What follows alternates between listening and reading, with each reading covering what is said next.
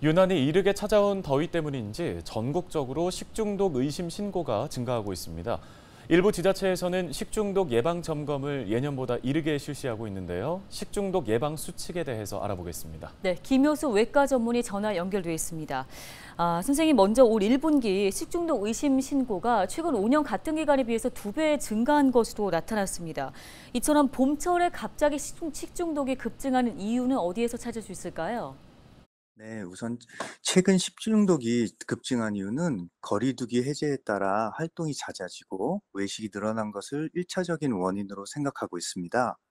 하지만 영유아 시설의 식중독 사례가 유독 증가한 것은 일반적으로 유행했던 노로바이러스의 유형이 바뀐 것을 원인으로 파악하고 있습니다.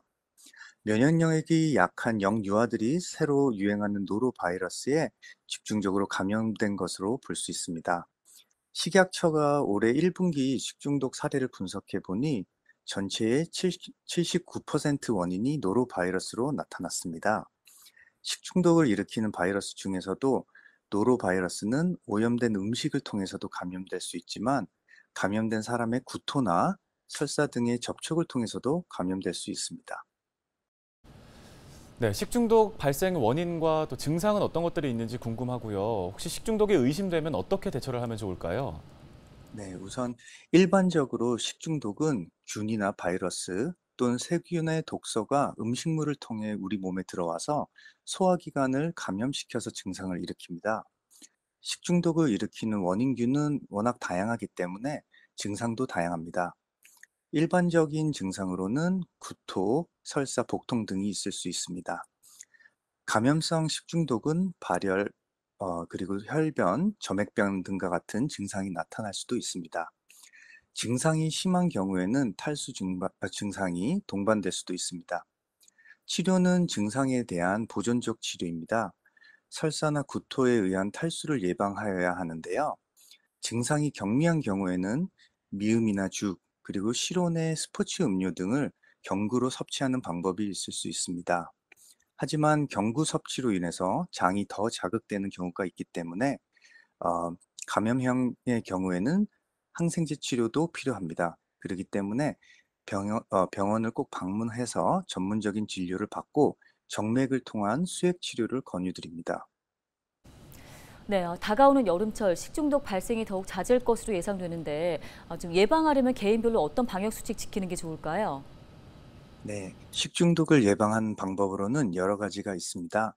식약청에서 알려주는 6대 예방 수칙이 있습니다.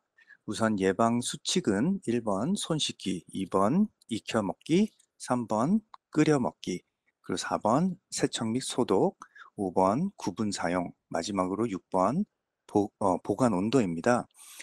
간단히 설명을 드리면 우선 손 씻기입니다. 꼭 식중독만을 하기 위해서가 아니라 많은 감염병의 예방 효과가 있습니다. 음식을 조리하기 전후, 또 화장실을 사용 후, 외출해서 돌아온 후 비누를 이용해서 흐르는 물에 30초 이상 깨끗하게 손을 씻어야 합니다. 다음은 익혀 먹기와 끓여 먹기입니다. 여름철 상하기 쉬운 음식이나 날 것을 조심하셔야 합니다. 상온에서 식품을 오랫동안 방치하지 마시고 가능한 익혀 드시는 것을 추천드립니다. 또 식수는 생수 또는 끓인 물을 마시는 것이 좋습니다. 식재료는 흐르는 물로 깨끗이 세척하고 식재료를 담는 조리기구도 열탕 또는 살균 소독기로 철저하게 세척 및 소독을 권유드립니다.